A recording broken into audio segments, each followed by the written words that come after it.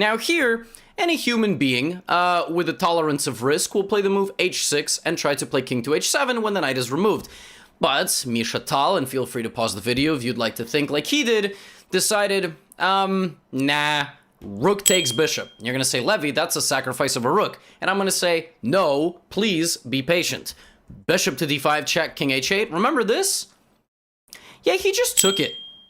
He just took it. Now, on the surface, this might look like a typical 1000 ELO game on your favorite chess website. Just a player who accidentally forgot that their queen was protected by the knight was protected by the bishop. But this is not the case because now we get rook to d3, and we have bishop takes d4 check and king g2.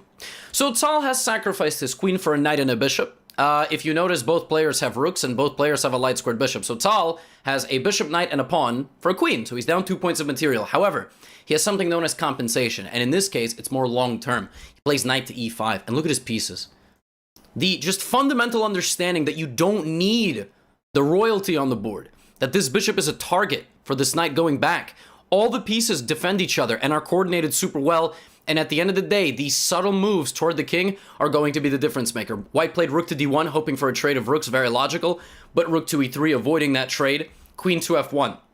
And now Tal begins his attack. Now, computer later on ends up showing a absolutely wild sequence of moves where black can basically walk the king out to h4 and beg for survival.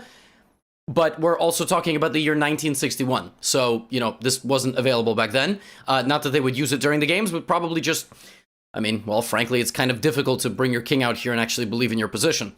So Roman played the move queen to f1, and now we got bishop to e4 check, king to h3, and rook f3. The subtle shuffling of this rook to constantly attack the queen and attack the other pieces. And you'll notice that if the queen sacrifices itself, I'm just going to protect my bishop, and this endgame will be winning.